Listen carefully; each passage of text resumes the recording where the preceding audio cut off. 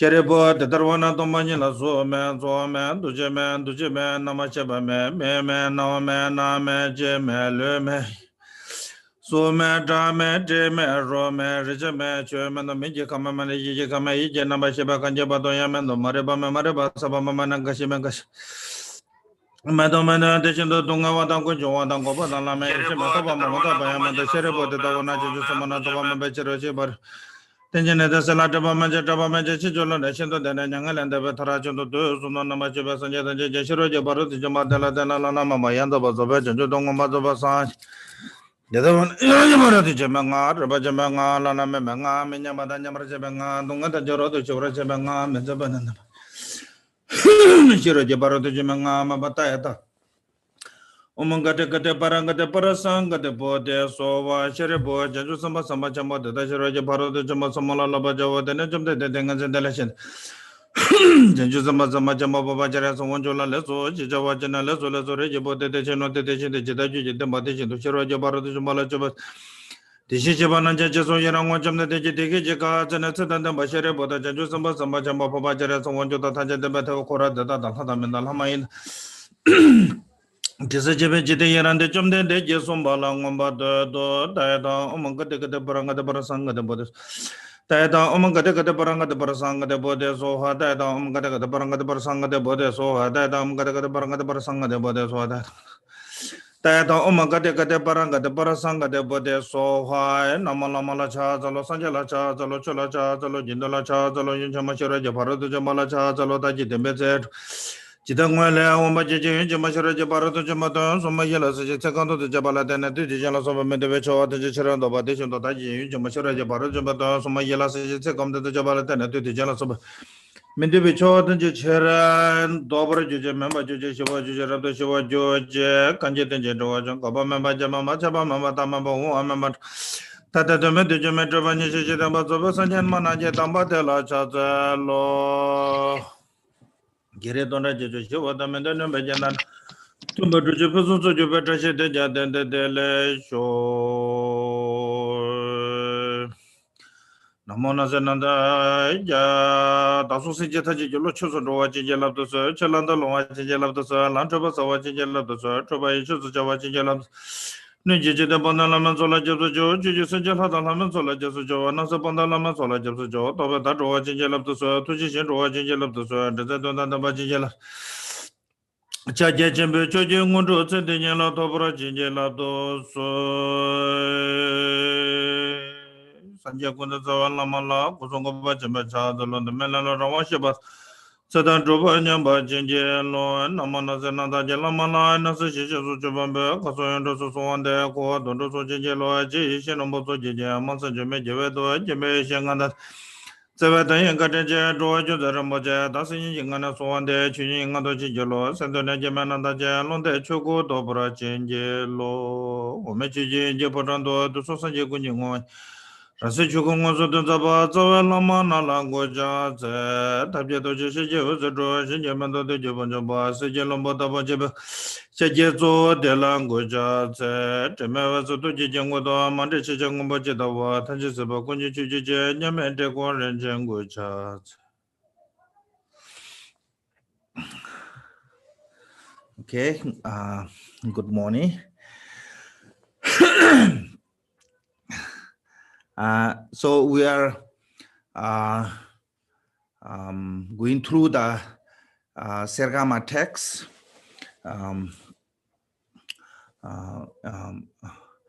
If you have any kind of question, you can send in the messenger message, or you can raise your hand, or somehow you can communicate with me. Because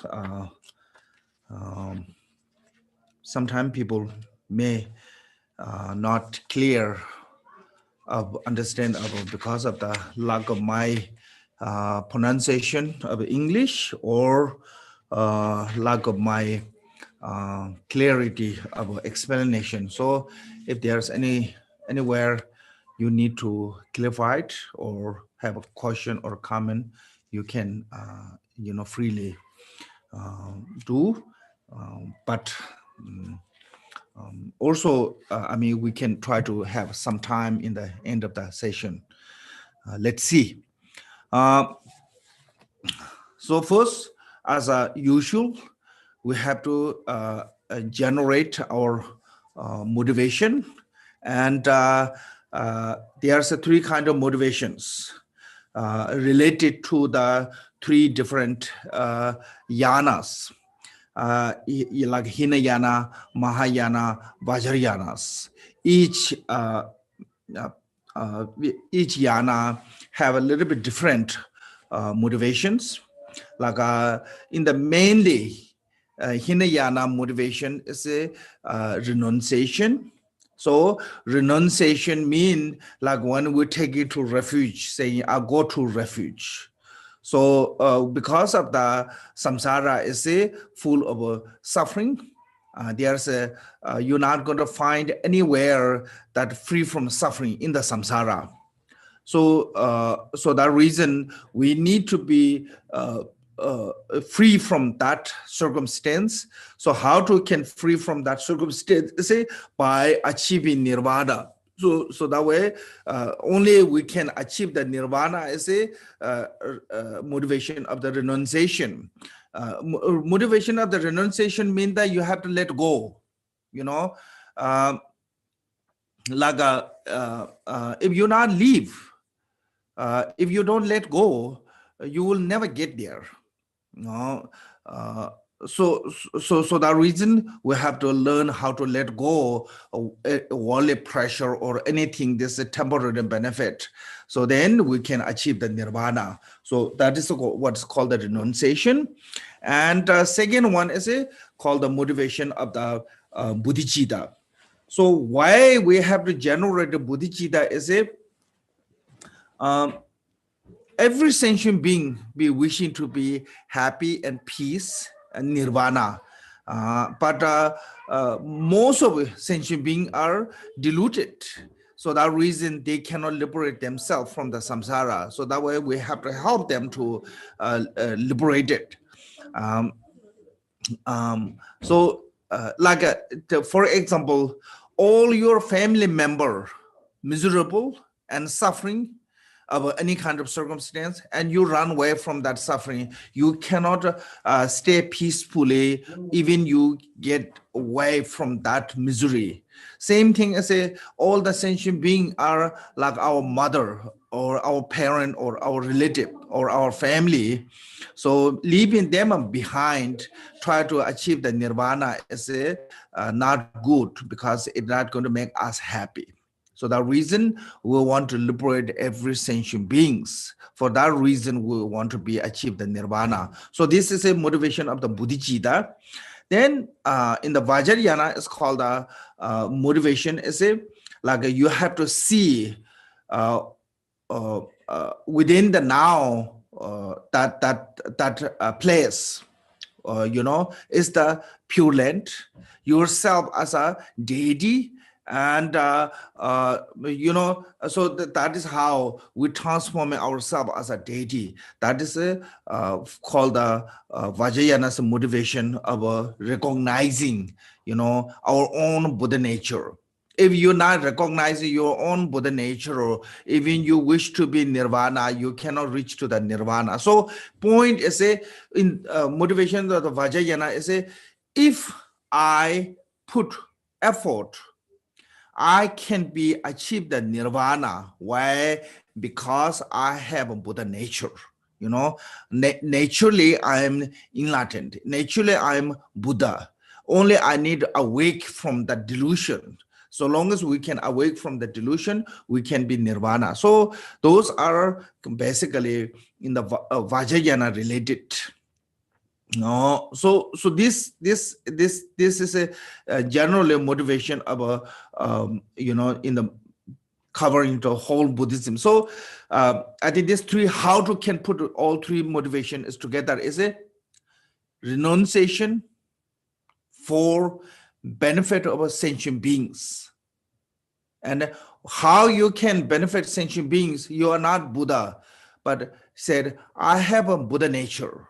So that way I can be Buddha someday. if I put effort. So then when we put that kind of attitude, then we are supporting by all the three motivations. So with this motivation, whatever we do, practice or receive teaching or whatever we do is becoming authentic, it become meaningful, it become beneficial. So every time when we receiving teaching, when we're meditating Dharma or any kind of Dharma in Dharma activities, always it must support by these three motivations. So today maybe I talk a little bit about those three motivations, and the next time maybe we don't have to talk every session. But even we don't go through that discussion on those three motivation. Every time we start, you have to be mindfulness of that motivation.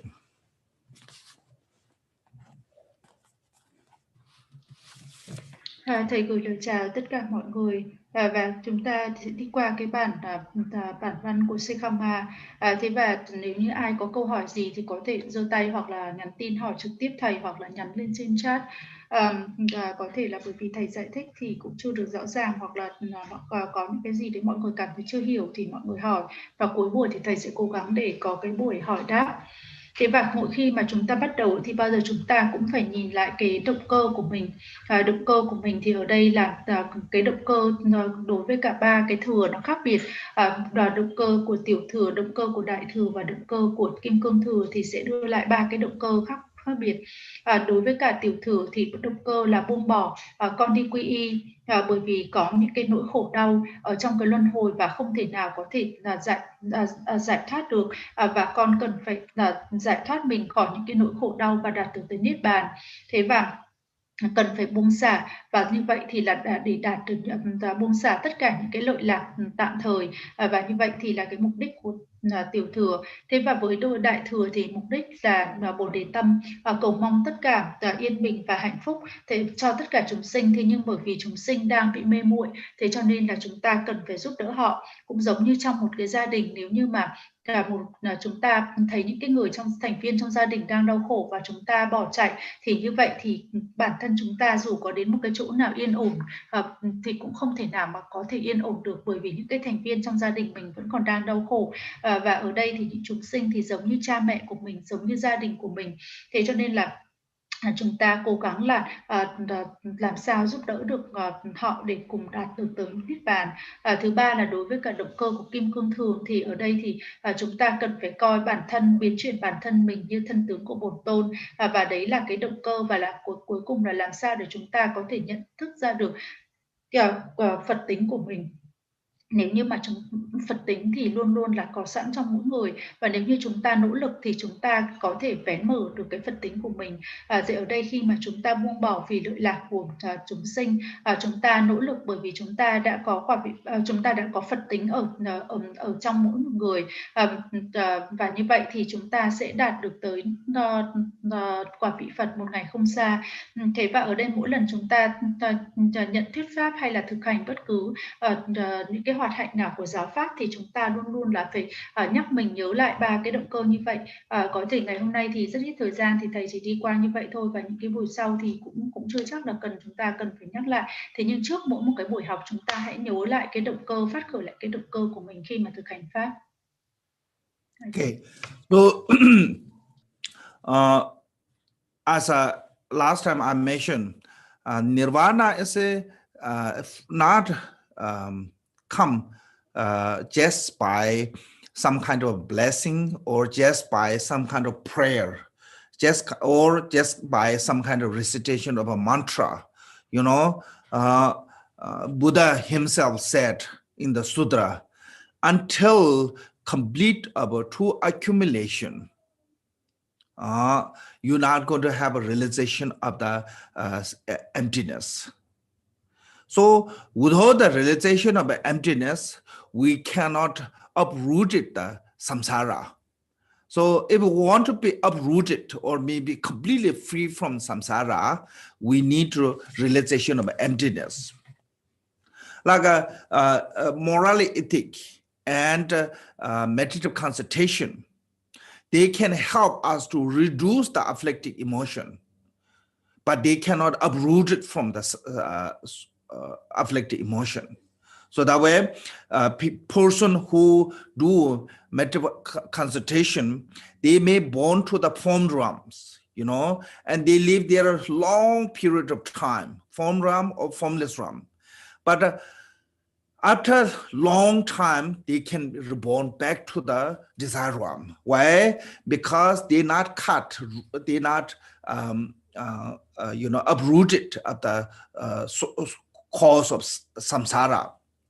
So is this like this? Tree is a samsara, okay? Tree is a samsara. So if we just burn the tree or cut the tree, temporarily the tree is gone, forest is gone, there's no more tree. A period of time, it's not going to see the tree anymore. But when it comes later, when the rain and the weather is good, slowly tree grow from there because the root's still there. So like a moral ethic and meditation consultation is like that, just cutting tree or burning tree, but still it cannot be uprooted. So the root is still there. But if we meditate on the emptiness, then it's like tree, root is removed. Once the root is removed, no matter how much rain, it's not going to grow anymore, the tree there. So that reason, if we want to be root of the samsara, cut the root of the samsara, then we have to meditate on the antidote. It's the only meditate is emptiness. That emptiness is a result of the accumulation of a merit. Without the accumulation of merit, we cannot realize the emptiness. So that reason we need to accumulate the merit. So how we can accumulate merit is like this. This is the one of the supreme method. 7 lamb offering is the supreme method of accumulation of merit. So that way, and this one first, to whom we offering. In the Vajrayana, Guru is the embodiment of the 3 jewels, and Guru is the embodiment of the 3 roots. So that way, we're offering to the Guru. And what kind of Guru we're offering? I said there's a 2.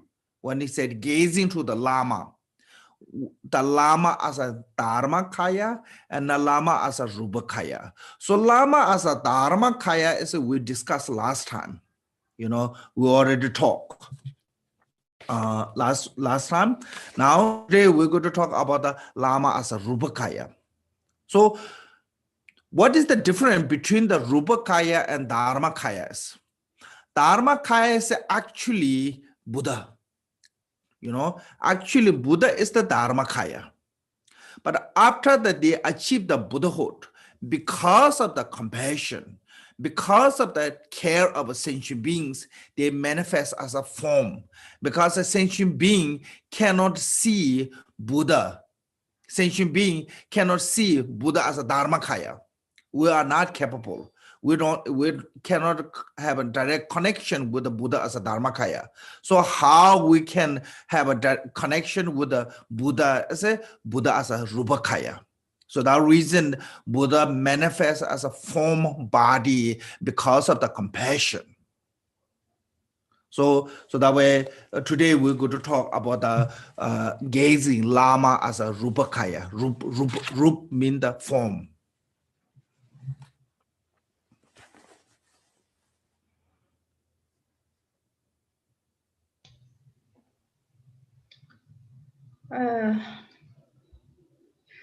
Và ở đây khi mà nói về Niết Bàn thì Niết Bàn không thể nào mà tới được một cách dễ dàng như là nhờ chúng ta nhận được những cái sự gia hộ, những cái lời khẩn nguyện hay là tụng những cái minh chú không. Mà ở đây thì Đức Phật đã thuyết trong kinh rằng là chỉ tới khi mà chúng ta thành tựu được 2 bộ tư lương thì chúng ta mới có thể nhận thức được về tính không. Và khi mà chúng ta không có nhận thức được về tính không thì tất cả những cái xúc tình của phiền não không thể nào loại căn được cả. Nếu như mà chúng ta có giới hạnh và thiền định thì như vậy cũng chỉ có thể là giảm thiểu những cái xúc tình phiền não của chúng ta. Thế và có những cái vị mà đã khi mà đã chứng được như vậy thì họ cũng chỉ đạt được tới cảnh cõi sắc giới hoặc là cõi vô sắc giới. Thế nhưng mà sau một thời gian dài mà ở cõi sắc giới hoặc vô sắc giới rồi, họ cũng sẽ bị rơi lại xuống cõi dục giới, bởi vì là những cái căn của xúc tình tiêu cực nó vẫn còn nằm ở bên trong và chưa thể nào loại bỏ được cả. Chúng ta hãy lấy ví dụ như luân hồi này là một cái cây, nếu như mà tất cả các cái cành cây và cái cây đó bị cắt đi ở trên mặt đất, thì sau khi mà chúng ta không nhìn thấy gì cả, thế nhưng mà khi mà có một trận mưa lớn xuống thì cái cây nó lại lập tức nó mọc lên xanh tốt, bởi vì có cái bộ rễ, và từ cái bộ rễ đó thì cái cây nó lại mọc lại. Thế ở đây nếu như mà chúng ta muốn loại bỏ tận căn những cái xúc tình phiền não thì chúng ta phải có thiền về tính không. Nếu như mà chúng ta không có những cái chứng ngộ về tính không thì không thể nào chúng ta loại căn được những xúc tình phiền não của chúng ta cả. Ở đây muốn loại căn của luân hồi thì chúng ta cần phải dùng cái pháp đối trị là thiền về tính không, và như vậy muốn thiền được về tính công thì chúng ta cần phải có thành tựu của 2 bộ tư lương, và tụng cái bản 7 nhánh này, Serkhnagma này, thì đấy là một cái phương tiện tối thượng để mà cho chúng ta có thể hoàn thiện được hoàn thiện được công đức của chúng ta. Thế và ở đây thì cái phần đảnh lễ thì chúng ta đảnh lễ tới ai? Chúng ta đảnh lễ tới đạo sư.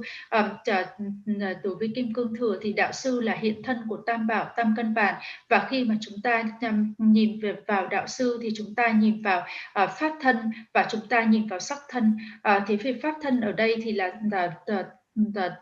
Đức Phật thực tại. Thế và sau khi mà Đức Phật đã trở thành Phật rồi thì bởi vì lòng bi mẫn, người đã hóa hiện trong các cái sắc thân để cho chúng sinh có thể nhìn thấy được, bởi vì chúng sinh thì không thể nào có khả năng mà chúng có thể nhìn được Đức Phật trong thân tướng pháp thân, và chúng sinh chỉ nhìn được Đức Phật trong cái thân tướng sắc thân. Cho nên là bởi lòng bi mẫn, sau khi người trở thành Phật thì chư Phật đã thi hiện dưới sắc thân để cho chúng sinh có thể nhìn thấy được.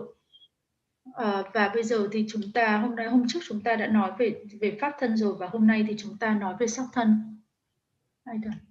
Okay, so we in the page 2 said, in your body the victorious one of the 3 times of all the 10 directions appear together with their offspring with joy.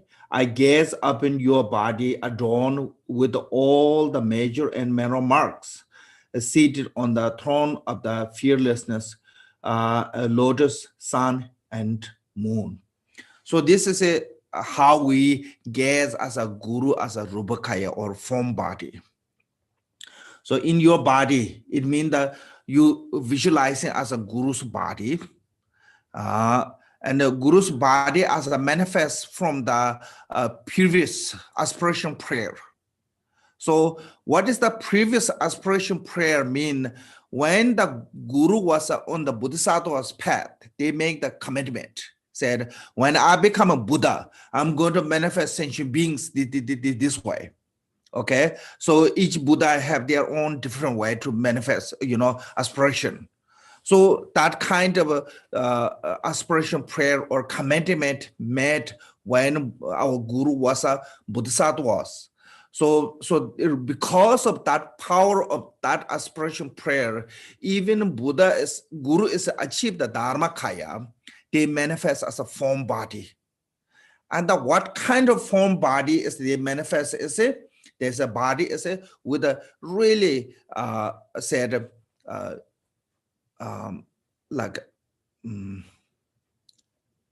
magnificing, like a really I mean, the common language is said good looking.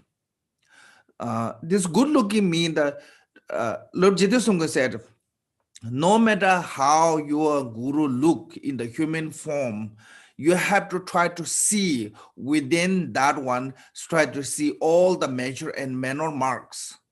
Okay, so that is the kind of like a excellent looking body.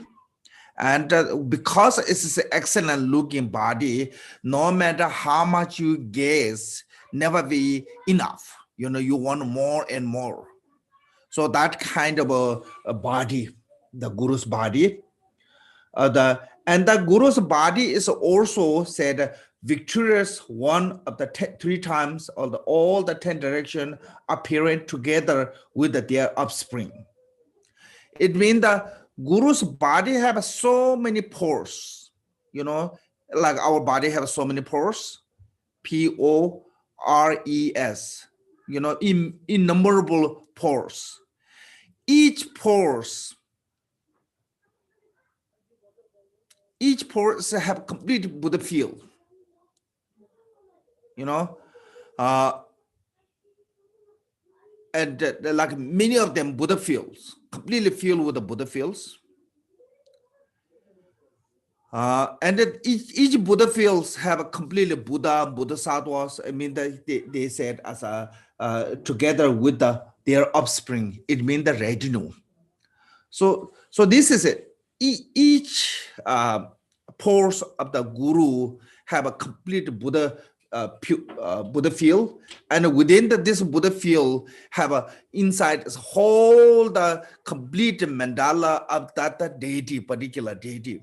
Some people may think this is impossible to be, you know, how can be?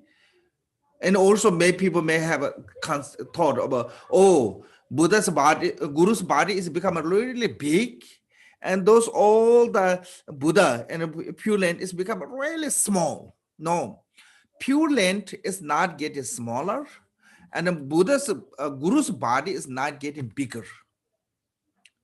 You know, nothing changed.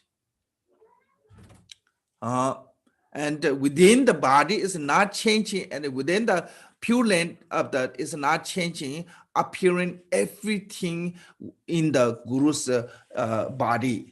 All the complete Pure Land, there are countless of Pure Land is appearing on the Guru's body. You remember Milarepa when he went to the horn, inside the horn, when Rechumba was looking, horn is not becoming bigger, Milarepa is not becoming smaller, but it fit there. You know, so that is that kind of a body. So one is that one. But the main reason is also this one is one reason is this possible? You know, we don't have to worry about that one because it's possible. Now technology show us it's possible. Like a TV is really small. Within the small screen, all the building can show on the TV.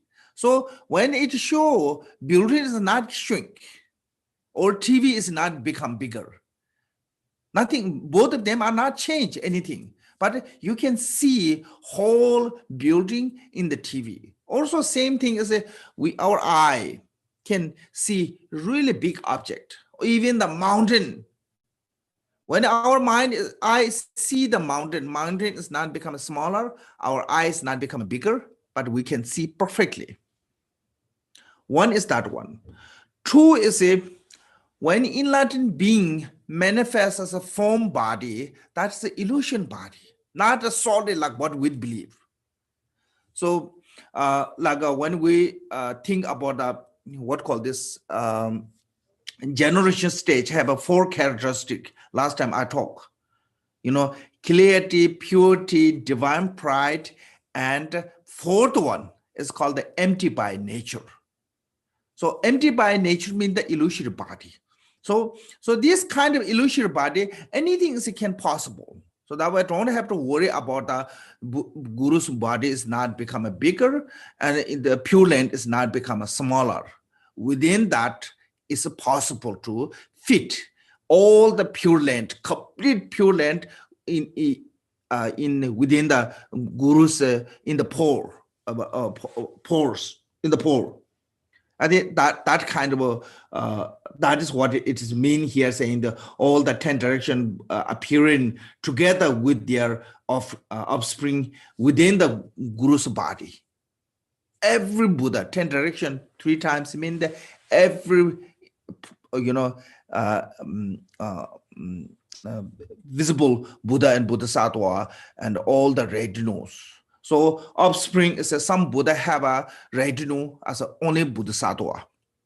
Some Buddha have a retinue as a like Arhat, You know, like Shakyamuni Buddha have all the Arhat, Bodhisattva, you know, but like a Buddha Amitabha, they have only Bodhisattva retinues. So there's each Buddha have a little bit different retinue, but every Buddha have all the, you know, disciple or retinue or whatever we use. So complete of those are appearing within the Buddha's Guru's body.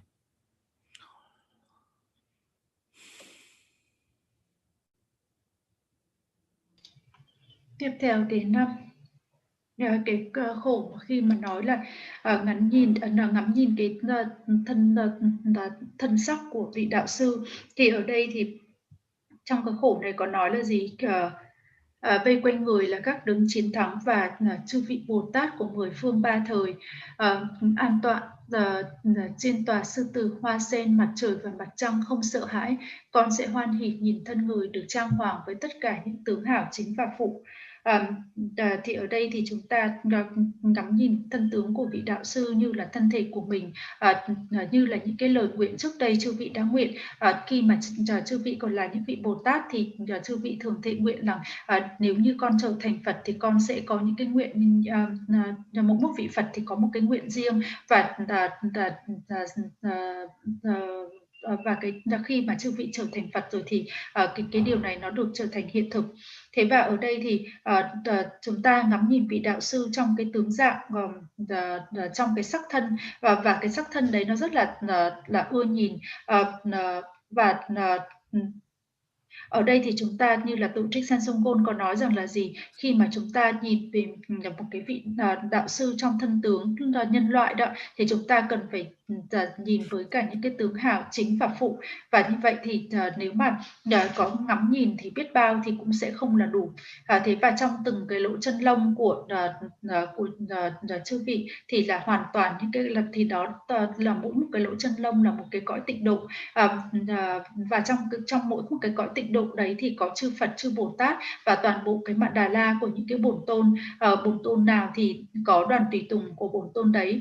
Thế có đôi khi thì chúng ta nghĩ là làm thế nào mà có thể điều này có thể sự thực được, điều này không thể nào được, hoặc là cõi tịnh độ phải trở nên bé đi, hoặc là thân thể phải trở nên rất là to. Thế nhưng không phải, thân thể của Đức Phật không trở nên lớn hơn và những cái cõi tịnh độ cũng không trở nên nhỏ lại. Thế nhưng mà trong từng cái lỗ chân lông là một cái cõi tịnh độ như vậy. Và những cái cõi và chúng ta nhớ lại cái câu chuyện khi mà Milarepa bước vào trong cái sừng trâu, thì cái sừng trâu nó cũng không lớn lên và Milarepa thì cũng không nhỏ đi. Thế nhưng mà Milarepa bước vào trong cái sừng trâu và vừa khít ở trong đó. Thế và ngày nay thì với những cái công nghệ hiện đại thì chúng ta thấy điều này là có thể hoàn toàn là được. Khi mà chúng ta xem TV thì cái màn hình TV nó cũng không lớn lên, thế nhưng mà những cái tòa tháp, những cái tòa nhà rất là cao có thể hiện được ở trên cái màn hình TV. Thế và có đôi mắt của chúng ta cũng vậy, dù là mắt của mình rất là nhỏ, thế nhưng mà chúng ta có thể nhìn được cả một ngọn núi rất là to. Thế và thân thể của giác ngộ ở đây thì thân tướng giác ngộ thì không phải là một cái thân đặc phối, một cái thân thể thế tục như chúng ta, mà đấy là một cái thân tướng ảo ảnh. Và chúng ta biết rồi là có 4 cái phẩm tính, và một trong những cái phẩm tính đấy là vốn là rỗng rang về bản chất hay là huyễn ảo. Thế và ở đây thì từng cái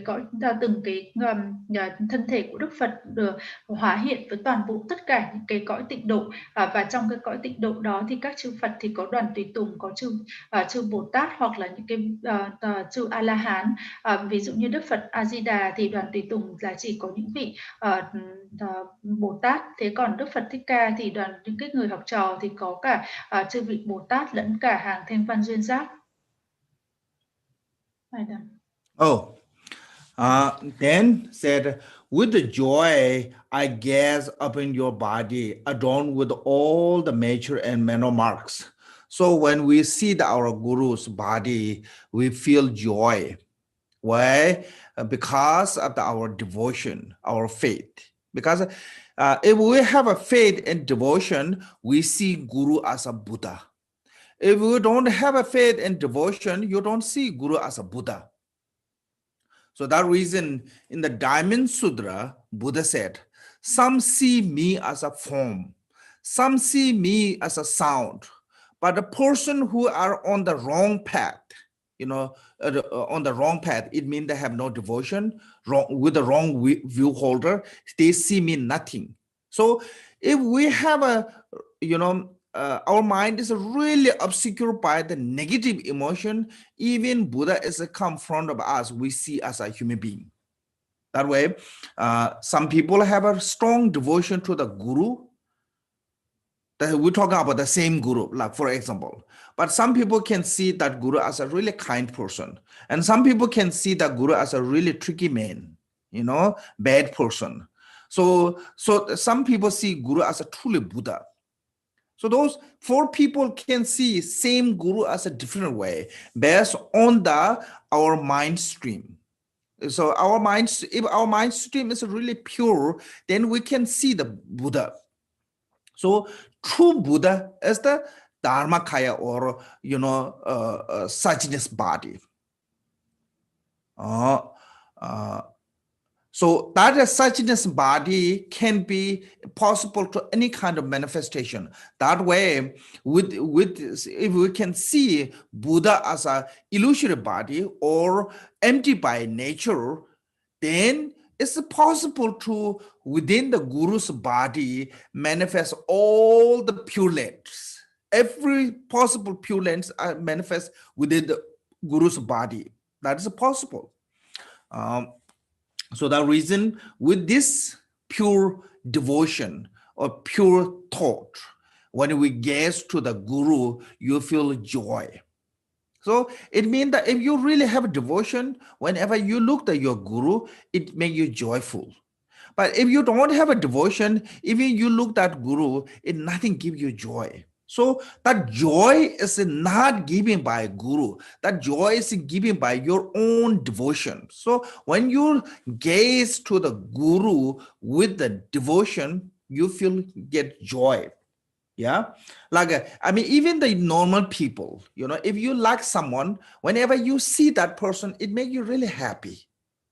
If you don't like that person, whenever you see that person, it makes you really irritated, miserable, suffering. So that is it. That person is not changed, but how you perceived on that person. So that way, when we gaze into the guru, we have to gaze in guru as a truly with a pure thought of a devotion. Then we can see guru as a truly Buddha. Then when we see the guru as a truly Buddha, we get a supreme joy. That way said, with the joy, we gaze up in the body adorned with all the major and minor marks. So when you have a truly devotion, even guru is a really ugly man or woman, you will see it's a really beautiful, most handsome or most beautiful person you can see, that guru. So because it's our what called the joy, our devotion. Like when you like someone, doesn't matter who that person is, you see that it's a really beautiful. So that way, how we can look with joy, how gaze to the guru with joy is when you develop devotion to the guru, your joy is increased. So then you can see guru as with a major and minor mark.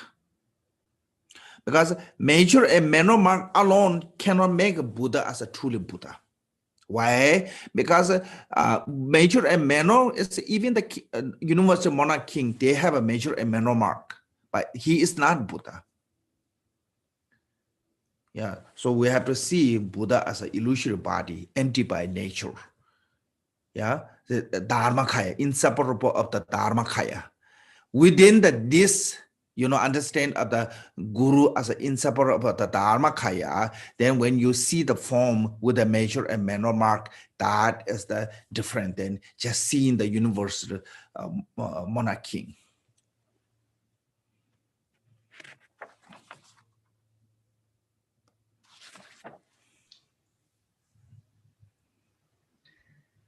Thế và ở đây thì có nói tiếp là gì?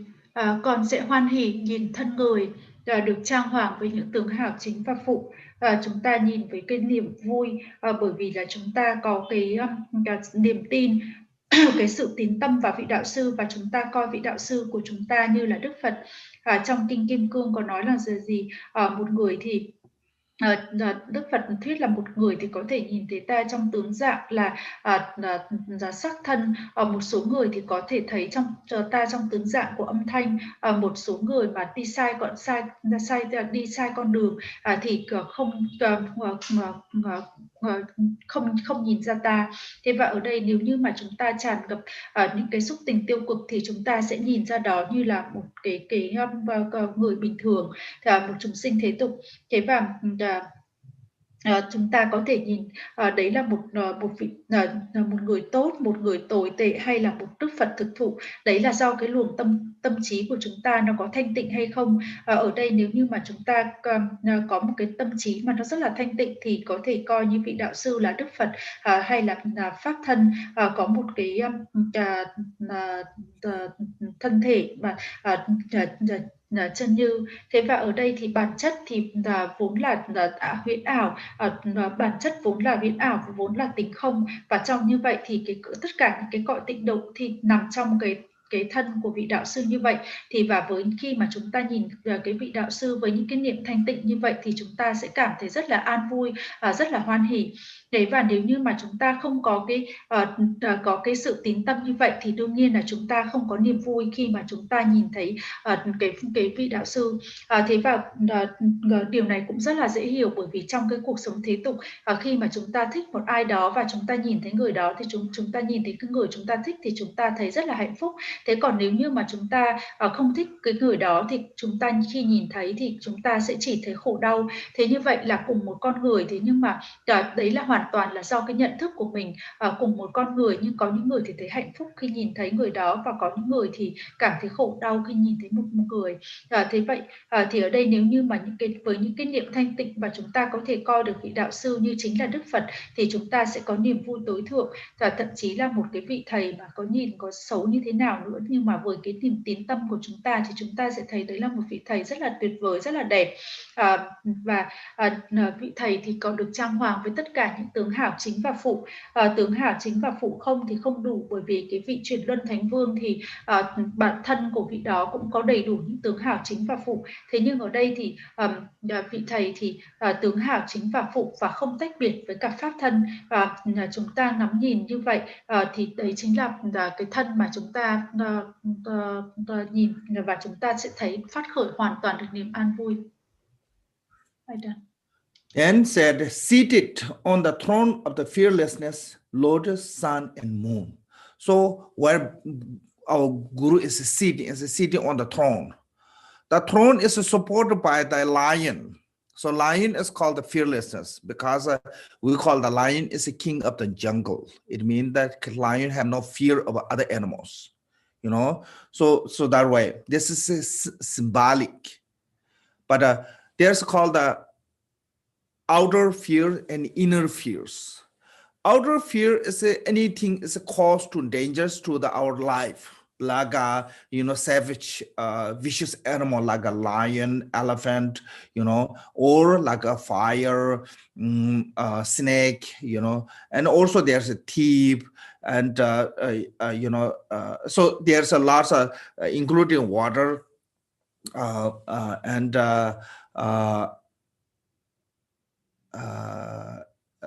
evil spirit.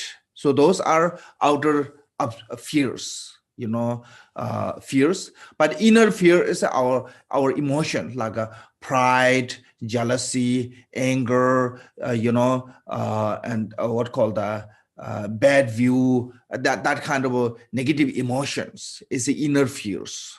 So Guru Buddha is completely free from those outer and inner fears. When we have an inner emotion, outer fear appearance, more we have an inner negative emotion, outer feel of appearance. When our inner negative emotion is dissolved or purified, and all the outer fears becoming support. Like one example is when our mind is really obscured by negative emotion, all the spirit becoming enemies. They harm you. When your mind is completely controlled and eliminated all those emotions, then all the spirit become protector. We call the Dharma protectors. So that is like when Milarepa was doing retreat, those 5 sisters first came to the really testing on him. You know, they tried to destroy him so many different ways. Couldn't defeat because Milarepa's inner strength. Then finally, they surrendered to him and they took oath from him, said, now on, not just only you, all your follower, you know, later, anyone your, you know, lineage practitioner, we will protect them. So they became greatest protector, Dharma protector, like 5 sisters. So that is a way Guru is a fearlessness. Why? Because no longer have a negative emotion. So that is a why fearlessness. And the lotus. Lotus is a symbol of a falseless. Lotus born in the mud, but without the muddy, really pure. Similarly, Guru manifests a form on the human realm, or I mean samsara, but with all the faults of samsara. You know, so that way it's called the lotus. And the sun and moon as a wisdom and compassion, full of wisdom and compassion. Wisdom means the knowledge, compassion means the care for other. So this is the quality of the Guru. You know, fearlessness, compassionate, and knowledgeable, and without the faults of samsara. So that is a quality of the Guru. That reason why it said we sit on the lion throne with the sun and moon and lotus. Those are symbolic, you know, symbolic of a form manifest, have an inner meaning. So that is the really truly meaning. So that is show as a Buddha manifest in the samsara, but without the faults of samsara.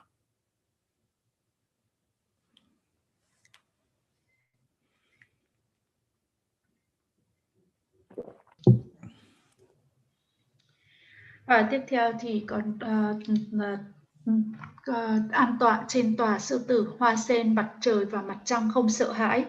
Thì ở đây thì là tòa sư tử thì có nghĩa là không sợ hãi, bởi vì là sư tử là cái được gọi là chúa tể của rừng xanh, và như vậy là một cái biểu tượng. Ở đây thì những cái nỗi sợ hãi thì chúng ta có nỗi sợ hãi bên ngoài, những cái gì mà có thể gây ra nguy hiểm cho mạng sống của chúng ta, như là lửa, thuốc độc, những con thú hoang, rắn, trộm cắp, rồi nước, những cái tinh linh ác xấu. Thế và ngoài ra thì chúng ta còn có những cái nỗi sợ bên trong. Nỗi sợ bên trong thì chính là những cái xúc tình tiêu cực, đó là sự ngã mạn, sự sân hận, ghen tị và tất cả những cái phiền não. Và ở đây thì đạo sư Đức Phật thì là những cái người mà không có cái nỗi sợ hãi. Khi mà không còn những cái nỗi sợ hãi ở bên trong, thì nếu như mà chúng ta càng có những cái nỗi sợ hãi ở bên trong thì những cái nỗi sợ hãi bên ngoài nó sẽ tăng lên. Thế còn khi mà những cái nỗi sợ hãi bên trong được loại bỏ rồi, thì những cái nỗi sợ hãi bên ngoài nó cũng dần dần được tịnh hóa và cũng biến mất. Khi mà tâm trí của chúng ta tràn đầy những cái xúc tình tiêu cực, những cái cảm xúc tiêu cực, thì những cái tinh linh có thể hãm hại dễ dàng. Thế nhưng mà khi loại bỏ được tất cả những cái xúc tình tiêu cực như vậy thì những cái tinh linh xấu ác sẽ trở thành những cái người hộ pháp. Câu chuyện của Milarepa, khi mà người nhập thất thì có 5 chị em đã đến phá cái buổi nhập thất, và bởi vì là Milarepa thì không còn đã loại bỏ được tất cả những cái nỗi sợ hãi bên trong. Thế cho nên là mặc dù là cố gắng làm hại Milarepa nhưng không thể làm được, và cuối cùng 5 chị em này đã nguyện với cả thệ nguyện với Milarepa là sẽ trở thành những cái người bảo hộ, và không chỉ bảo hộ cho Milarepa mà còn tất cả những cái người mà học trò của Milarepa, tất cả những cái hành giả mà thực hành đi theo Milarepa cũng sẽ được bảo vệ như vậy. Thế và an tọa trên tòa sen thì có ý muốn nói rằng là không có tì vết. Ở đây thì Đức Phật sinh ra ở hoa sen thì sinh ra ở trong bùn nhưng mà không bị vướng bùn. Thế Đức Phật thì sinh ra ở trong luân hồi nhưng người không bị mắc những cái lỗi lầm của luân hồi. Mặt trời và mặt trăng là tượng trưng cho trí tuệ và lòng bi mẫn. Trí tuệ là những cái sự hiểu biết và lòng bi mẫn là sự lo lắng cho những cái chúng sinh khác. Thì ở đây muốn nói về những cái phẩm tính của Đức Phật, đó là trí tuệ, đó là bi mẫn, đó là hiểu biết, đó là người không có lỗi lầm trong luân hồi. Thế và đấy là những cái ý nghĩa tượng trưng cho ở bên trong. Mặc dù là Đức Phật sinh ra ở trong luân hồi nhưng mà người không vướng nhiễm bùn những cái vết nhơ của luân hồi. Okay, so from the 10 lamps, this one is the first one. The second one is a prostration or pay homage. So generally prostration is said, three kaya, nature of the mind, Vajradhara, you are the inseparable from great bliss. Bowing down to you with the innumerable body like a cloud bang, yearning with the full voice, apostate and go for refuge. So this is a generally we doing prostration to the Guru. I said three kayas. So gurus is a naturally free from all the elaborations, conceptuals. So that reason guru is a dharmakaya. Within the dharmakaya, inner power within the dharmakaya manifests as a rubakaya. And the rubakaya is a two called the nirmanakaya and sambhogakaya. Sambhogakaya is a manifest to the pure recipients, like 10 bodhisattva, especially 8 to 10 booming bodhisattva. Only they can see. That's called the Sambhogakaya. And the Nirmanakaya is the impure recipient, impure disciples, like sentient beings, can see the Nirmanakaya. So that kind of three kaya mean actually Buddha is the Dharmakaya. But because of the power of the compassion, Buddha manifests as a form. Why Buddha need to manifest as a form? Because as sentient beings who want to become a Buddha, only they can reach, only they can have contact as a Rubakaya, not the Dharmakaya. Dharmakaya is only can seen by the Buddha themselves, not even the 8 booming Bodhisattva, they cannot see the Dharmakaya Buddha. So that way Buddha have to manifest as a form. That form is a two kind of impure beings can see Nirmanakaya and pure beings can see Sambhogakaya. So that way Buddha has three kayas. And as said, nature of a mind.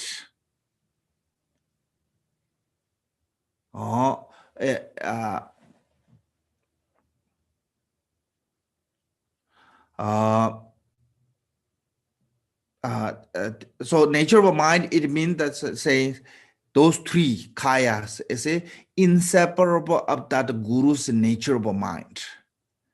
In the inner nature state of the guru's mind, they are inseparable. So that way, fourth kaya, Sawa kaya. Sawa kaya is inseparable of those three kayas. That is called the nature of a mind. Here said nature of the mind.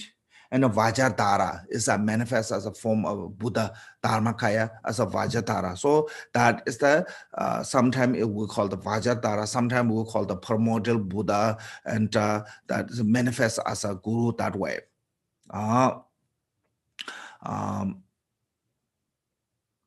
You are the inseparable from the great bliss. So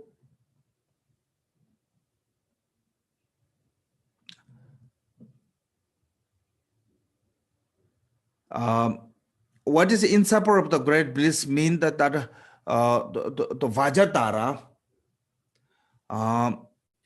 and Dharmakaya and Guru, they are inseparable.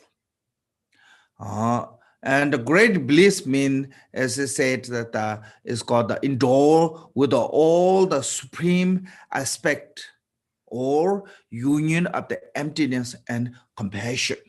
I mean, wisdoms. Emptiness and compassion, sorry. Emptiness and appearance. Because of the union of the emptiness and appearance, that way is called the great bliss.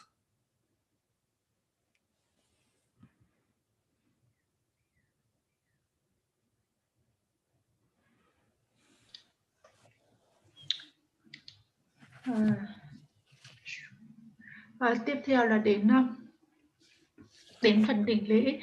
Thì đầu tiên là đỉnh lễ chung, không xa rời với ba thân chân lý tuyệt đối của tâm tức kim cương trì, tới người đấng hỷ lạc, con xin hóa hiện vô lượng thân như những áng mây quy tụ lại, tha thiết con lễ lạy và quy y với tất cả lòng thành kính. Thì ở đây chúng ta lễ lạy tới vị đạo sư, tới tam thân. Bản chất của vị đạo sư là ở đây là thoát khỏi mọi cái khái niệm, và đấy là sự không khác biệt gì với cả pháp thân, và từ pháp thân thì thi triển sắc thân để mà chúng sinh có thể chứng được. Và ở đây thì sắc thân thì có hai sắc thân là báo thân, là cho những chúng sinh thanh tịnh có thể nhận ra được, đó là ít là những cái vị Bồ Tát mà đạt được từ địa thứ 8 đến địa thứ 10. Và thứ hai là ứng hóa thân, là để cho những cái chúng sinh không thanh tịnh có thể nhìn thấy được. Đức Phật thì chính là pháp thân, thế nhưng mà bởi vì lòng bi mẫn thì người thi triển trong sắc thân, và để và ở đây thì chúng sinh thì có thể nhìn được Đức Phật qua cái sắc thân đó. Đối với những chúng sinh nào thanh tịnh thì nhìn thấy là được báo thân, và những chúng sinh không thanh tịnh thì nhìn thấy được ứng hóa thân. Thế và ở đây thì có nói là chân lý tuyệt đối của tâm hay là bản chất của tâm. Bản chất của tâm cũng ở đây thì không khác biệt với cả ba thân, đức kim cương trì, con tới người đấng đại hỷ lạc. Thì đấng đại hỷ lạc, đức kim cương trì, pháp thân và đạo sư thì không có sự tách biệt, và đấy là được trang hoàng bằng cái sự bất khả phân của tướng dạng và tính không. Và chính vì vậy tại sao có thể nói rằng là đấy là cái sự đại hỷ lạc. Okay, so the bowing down to you with the innumerable body like a cloud bank. So this is what we, doing prostrations. And prostration itself, we'll talk to later. It come different kind of prostration or pay homage. But here, what you visualizing is you're visualizing as your body as a countless. There's so many completely, places completely full feel with your body. Manifests as a countless of a body, and all those body together doing prostration. That's a physical prostration. And yearning with a full voice, mean the chanting the praise, different kind of praise. So whatever Guru supplications, with a Guru supplication, any kind of Guru supplication, we do prostration. So that way, yearning with a full voice, mean the praise, and apostate go for refuge. So with the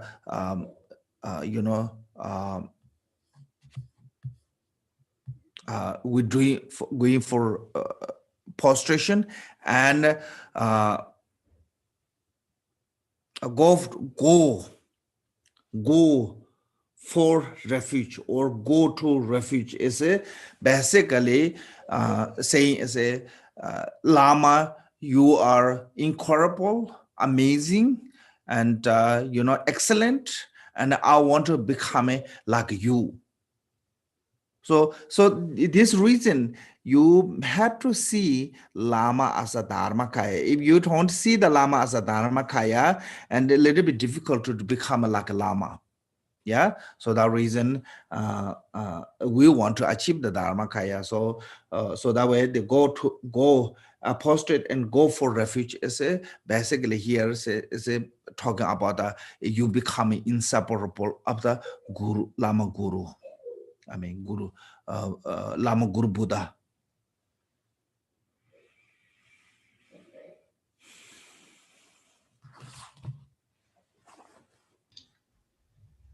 Tiếp theo là con xin hóa hiện số lượng thân, con xin hóa hiện vô lượng thân nên những áng mây quy tụ lại.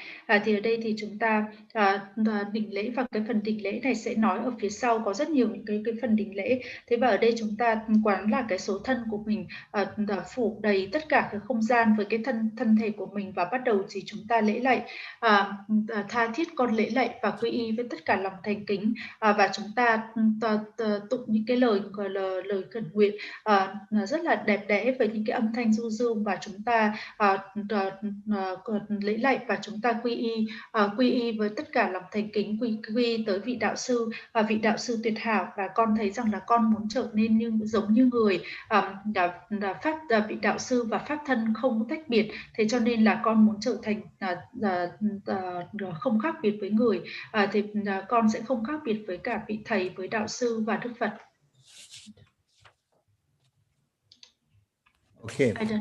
Oh, now specifically during the prostration to the gurus, first is the body. So said your body, the nature of the precious bodhicitta, that is inseparable from all the Victoria one of the 3 times. Thus, all the Buddha field are permeated by your body, and within your body, all the Buddha pure appearance are bowed down to the glorious one. So this is similar like gazing Lama as a Rupakaya, and prostration is also similar. So first one said, your body is the nature of the precious bodhicitta.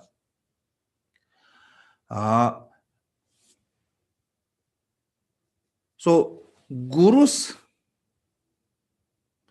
body is like a wish-fulfilling jewel. So that way I said precious, nature of the precious. Why? Because the wish-fulfilling jewel, when you rely on the wish-fulfilling jewel, fulfill all your wishes. Yeah, whatever you wish, it fulfill from the wish-fulfilling tree, wish-fulfilling jewel, I'm sorry, or wish-fulfilling tree. Same way, Guru is like that. And that Guru's body as a manifest because of the bodhicitta, embodiment of the bodhicitta. So what is the Guru's quality of the wish fulfilling the wish of the sentient being is it? Because of those 2 bodhicitta, aspiration bodhicitta and action bodhicitta. By aspiration bodhicitta and action bodhicitta, Guru manifests as a Rupakaya and Dharmakaya. Result of the aspiration bodhicitta, Guru manifests as a Dharmakaya, and result of the action bodhicitta, I think Guru manifests as a Rupakaya.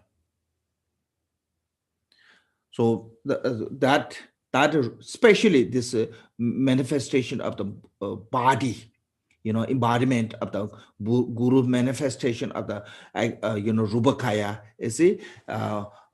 that is also inseparable of all the 10 directions Buddha and Bodhisattvas. I mean Buddhas of the 10 directions and 3 times.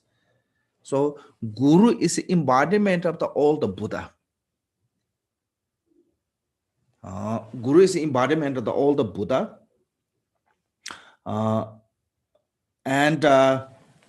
Thus all the Buddha field are permitted in your body.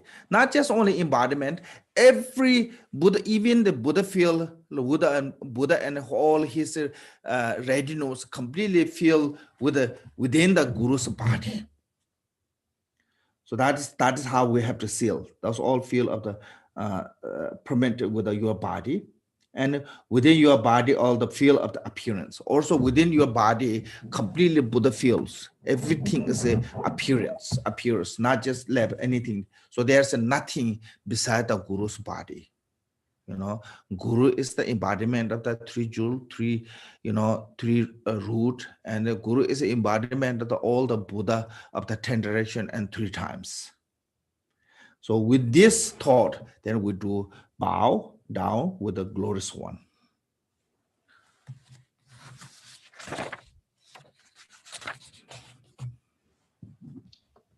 Tiếp đến là đến phần lễ lạy tới thân. Thân người với bản chất Bồ Đề tâm chân quý, không tách rời với chư Phật trong 3 thời, lan tỏa khắp cả các cõi tịnh độ. Trong thân người, tất cả các cõi tịnh độ hóa hiện, con xin định lễ trước thân người vinh quang. Thì ở đây thì cái phần thân này thì giờ phần thân thể của thầy và vị đạo sư thì giống như là cái phần mà phần ở trên khi mà chúng ta lễ lạy đó, thì bản chất của bản chất ở đây là bản chất của Bồ Đề tâm chân quý, đấy là cái viên ngọc như ý, và cái viên ngọc như ý này thì nó có thể hoàn thành tất cả những cái nguyện ước của chúng ta. Thế và nhờ bởi có Bồ Đề tâm, đấy là những cái phẩm tính của Bồ Đề tâm, thì tất cả những cái nguyện ước của chúng ta được viên thành. Và ở đây là có 2 Bồ Đề tâm là Bồ Đề tâm nguyện và Bồ Đề tâm hành, thì từ đó mà sắc thân và pháp thân thi triển từ Bồ Đề từ Bồ Đề tâm nguyện thì là sắc thân thi triển, và từ Bồ Đề tâm hành thì là pháp thân thi triển. Và ở đây thì vị đạo sư là hiện thân của tất cả chư Phật trong 10 thập phương và 3 thời, và tất cả những cái cõi tịnh độ. Ở trong này có nói là lan tỏa khắp các cõi tịnh độ, trong thân người tất cả các cõi tịnh độ hóa hiện.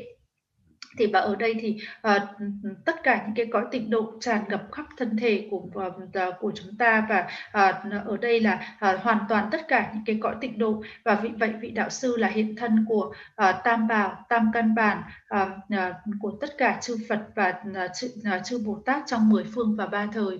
Và từ đó thì chúng ta định lễ trước thân người vinh quang. So we call the prostration or pay homage. And this nature, what does the prostration mean? Body, speech, mind, showing respect to the Guru. So how to show the respect? Is physically, body is bowing down, and speech as chanting the prayers, and mind with a devotion. So that way, the nature of the prostration mean bowing, showing the respect from the body, speech, mind. Then definition. Definition is by doing this prostration and sweep or eliminate all our defilement. Like when you have a dust, you have to sweep. So then you have free from the dust in the house. Same way, our mind is completely polluted with the dust of afflicted emotions. By doing this prostration and clean, all the purified. So that way definition is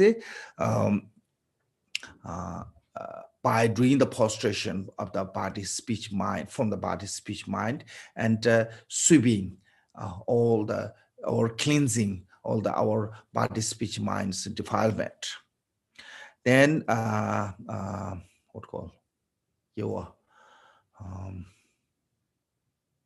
classification. Classification is there's a many.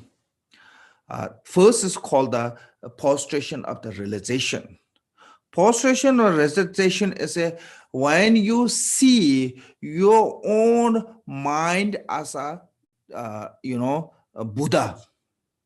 That is called the ultimate pay homage. Or as there's called a text called the Yoga Tantra.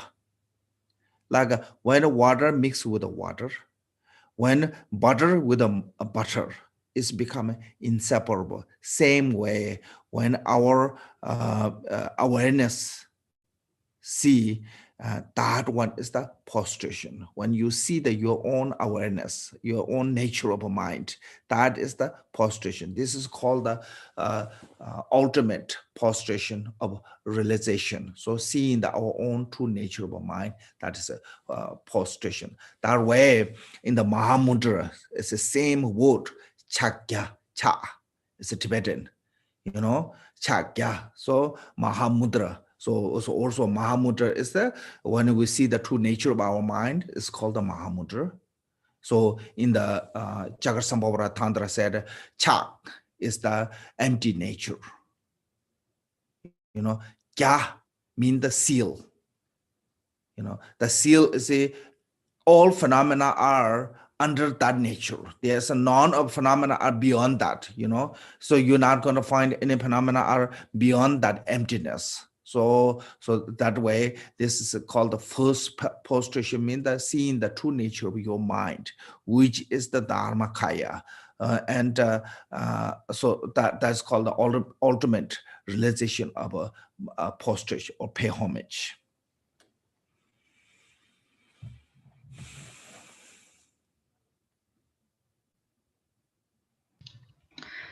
Đây thì con nói là con xin đảnh lễ trước thân người vinh quang. Thì ở đây thì có đảnh lễ thì có phân loại ra là đấy là cái sự nhận thức, đấy là chúng ta có thể nhận ra được bản chất của tâm trí của chính mình. Thì cũng là khi mà chúng ta mà coi được chính tâm trí của mình là Đức Phật và chúng ta đảnh lễ, thì như vậy đấy chính là cái sự đảnh lễ tuyệt đối. Trong Yoga Tantra đó, cũng giống như là khi mà nước hòa vào với nước hay là bơ hòa vào với bơ, chúng ta đã nhận ra được bản chất tâm trí của chính mình.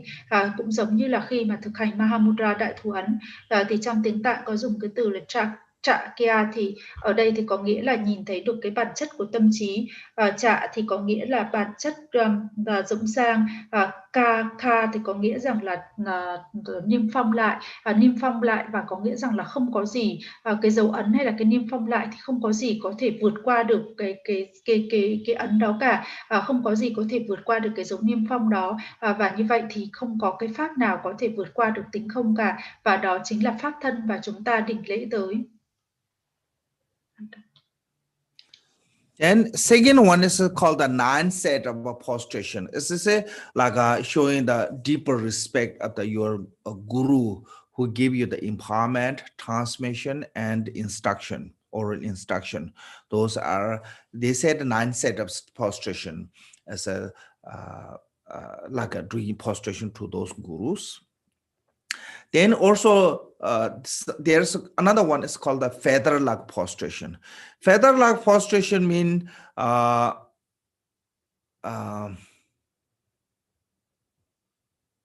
this is not really physically. So basically holding the rope. So this is a more like a when junior one is do the prostration to the senior one, lots of time senior one is do, because they're not allowed to do the prostration back to the. Also when lay people do prostration to the ordained not allowed to do the prostration back to the lay, so that time they do this one, but don't worry about that feather-like prostration. And there's another called the respect prostration, but I think most important is it right now what we do is called the prostration. What we do is called the short prostration and a long prostrations. Long prostration is a whole body lay on the ground, and when we do that one, we join hand like a thumb put inside and put at the forehead, at the throat, at the heart. This is showing as I'm doing prostration, respect. I'm showing respect from my body, speech, mind, not just only my physical, Then lay down whole your body on the ground. That is showing is you try to go to the lowest you can, Then second one is called half prostration. Half prostration is must touch the 5 points of the body: forehead, 2 knee, and 2 palm touch to the ground. That's called a short prostration. And also in India, it's called a touching to the leg prostration. But in Tibet, we don't have that, you know. And like lots of Chinese tradition, they bowing down. So there's all lots of different ways. Mostly as a prostration mean that really try to show your respect, try to show your, try to pay homage to them, show your appreciation about their. So this one is basically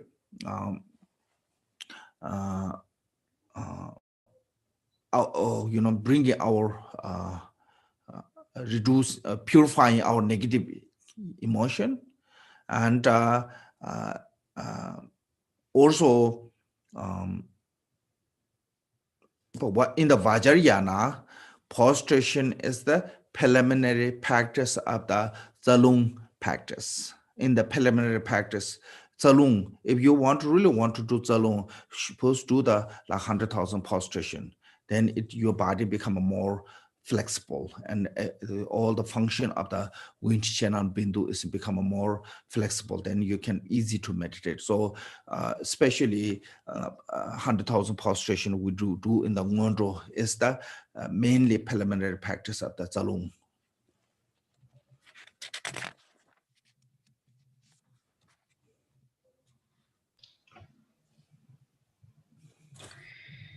Tiếp theo thì có những cái lễ lạy, những cái loại đỉnh lễ khác như là đỉnh lễ sâu hơn tới vị đạo sư, rồi thì những cái đỉnh lễ như là cầm lấy nắm lấy cái y áo. Thì ở đây ví dụ như là cái một cái vị tăng thấp hơn đỉnh lễ tới một cái vị cao hơn, và cái vị cao hơn này thì không được đỉnh lễ lại, thì họ làm như vậy. Hay là giống như là một cái người bình thường khi mà đỉnh lễ tới một cái người xuất gia, và người xuất gia thì không thể đỉnh lễ lại được, thì cho nên là họ làm như vậy, và chúng ta không cần quá quan tâm. Thế và tất cả những cái đỉnh lễ thì hay là lễ lạy như vậy thì còn có cái lễ lạy để mà bày tỏ lòng tôn kính. Chúng ta ở đây thì chúng ta thường có là lễ lạy dài và lễ lạy ngắn.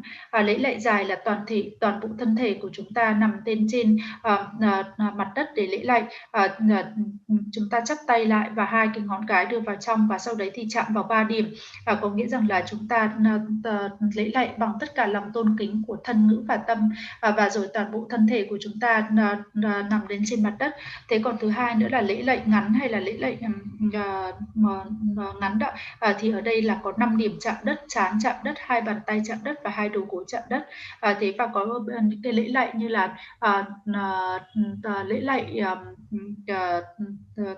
chạm vào chân. Đấy là cái lễ lạy mà ở bên Ấn Độ mọi người hay làm, nhưng mà đối với người Tây Tạng thì họ không dùng, hoặc là như người Trung Quốc thì họ chỉ cúi mình xuống. Thế thì ở đây chỉ là cái phần đỉnh lễ và muốn tỏ ra cái lòng biết ơn. Thế và khi mà lễ lạy như vậy là để tịnh hóa những cái xúc tình tiêu cực, và trong những cái pháp sơ khởi đó thì lễ lạy như vậy có thể nếu mà chúng ta muốn thực hành cha lung đó, thì đây chính là cha lung. Sau khi mà chúng ta thực hành 100.000 lễ lạy thì chúng ta sẽ trở nên là mềm dẻo hơn, chúng ta sẽ dễ thiền hơn, và như vậy là thực hành trong môn rô là như vậy. And we got here one question said, which prostration is the most appropriate to show respect and homage to our teacher? I think best respect and show teachers as a also that is the best offering to the teacher is a study and practice the Dharma. That is the best way. Then of course, I mean, teacher is also a human being. We are human being. Other also can see, because we only can see the physically appearance. We couldn't see the mentally devotion. Nobody can see that one, except we become a Buddha.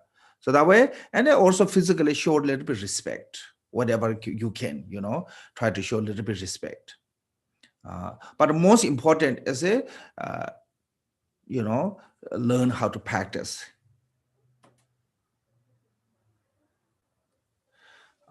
Then second is here, somebody said, can I visualize my own guru or Vajradhara while doing this part? If you visualizing your guru as a one human being, then you're not doing prostration to the Guru Buddha. If you visualizing your guru as a form of a Vajradhara, but you don't think as a this is Vajradhara, they think this is my guru, but a form of a Vajradhara, then you're doing prostration to the Guru Vajradhara. So you don't think as a, oh, this is a Vajradhara, then you're not doing your guru. Okay, so that way you look the refugee tree. There's two Vajradhara. What is a lineage Vajradhara and one is your guru Vajradhara. There's two picture of the Vajradhara. So that the reason is if you don't see your guru as a Vajradhara, you see human being. When you see your guru as a human being, you don't have guru devotion as a Dharmakaya.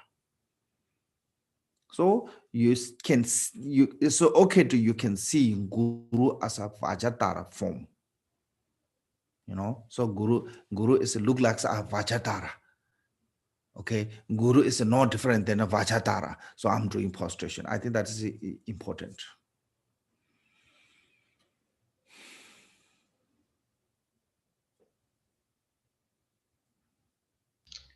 Có một câu hỏi thầy rằng là cái lễ lạy nào để tỏ ra lòng tôn kính nhất tới vị đạo sư, thì thầy nói rằng là để tôn kính nhất tới vị đạo sư thì ở đây là học và thực hành giáo pháp. Chúng ta thì đều là nhân loại và chúng ta không thể nào mà chúng ta chứng được không thể nào chúng ta nhìn thấy được cái tinh thần, mà chúng ta chỉ nhìn được cái sắc tướng bên ngoài thôi. Thế và ở đây thì chúng ta cần phải tỏ cái lòng thái độ tôn trọng đối với cả vị đạo sư khi mà chúng ta nhìn thấy vị đạo sư và chúng ta học và chúng ta thực hành, thì là cái điều cần nhất đối với cả một cái vị đạo sư là như vậy.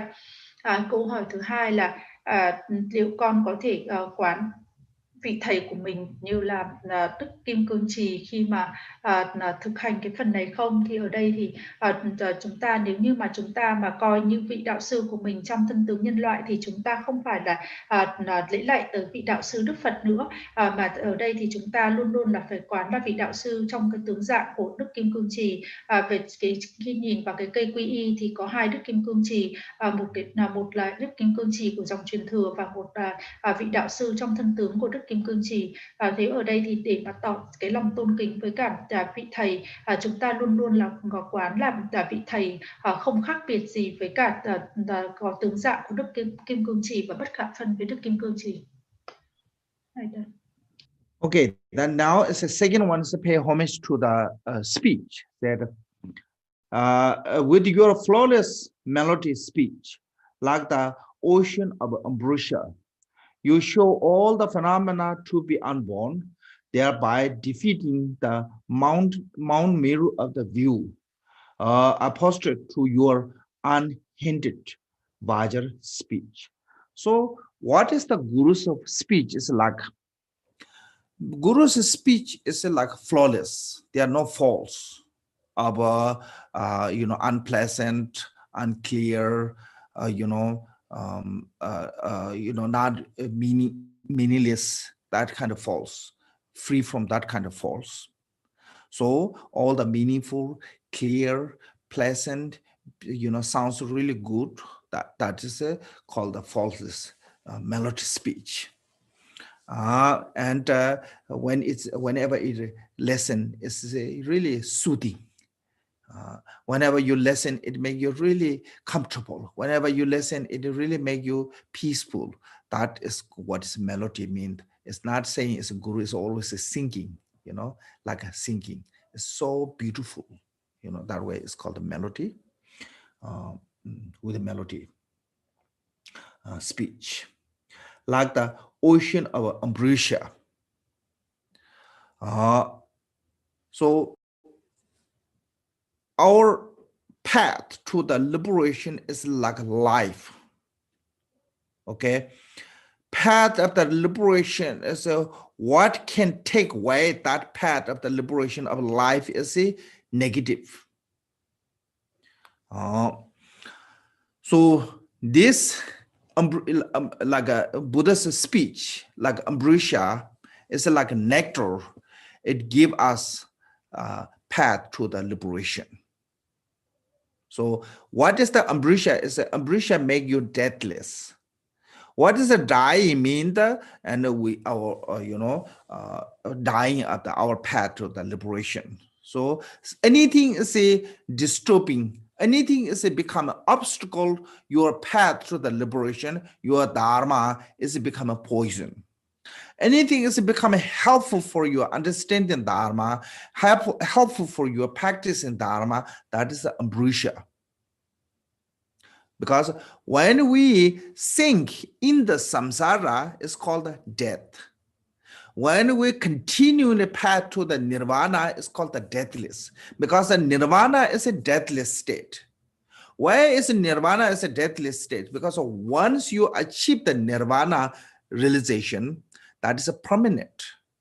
In samsaric, no matter how much joy you get, it's only temporary. When you eat really delicious food, at the moment you may be enjoying, but after the eating, you may be suffering. Or that joy is only stay short time. After the few hours, you are again hungry. So that is showing us anything is a worldly pleasure is only short time, and it will end. So that way, death. And whatever we reach to the nirvana, and once you reach the nirvana, all is called permanent, everless happiness. So that way, deathless. So that is a guru's speech is to give you that path of the nirvana. That way, it's like ambrosia. Ambrosia can give you deathless. So similarly, guru's speech is like an ocean of ambrosia. Because it gives you the path to the nirvana.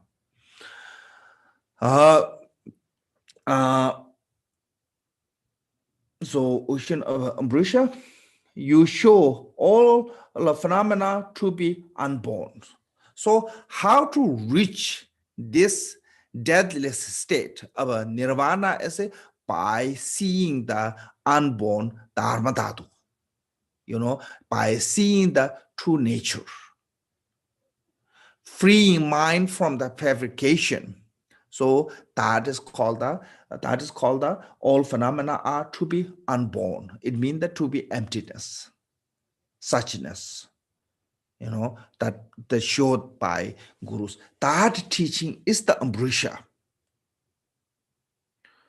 So all phenomena is talking about the samsara and nirvana. There is nothing is within, not empty. All phenomena, samsara and nirvana is within the state of emptiness or suchness.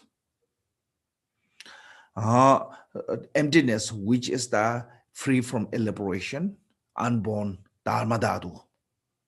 So when show that true wisdom and thereby defeating the Mount Meru of views, and there's all the other views beside the true nature view or view of emptiness, view of a Mahamudra.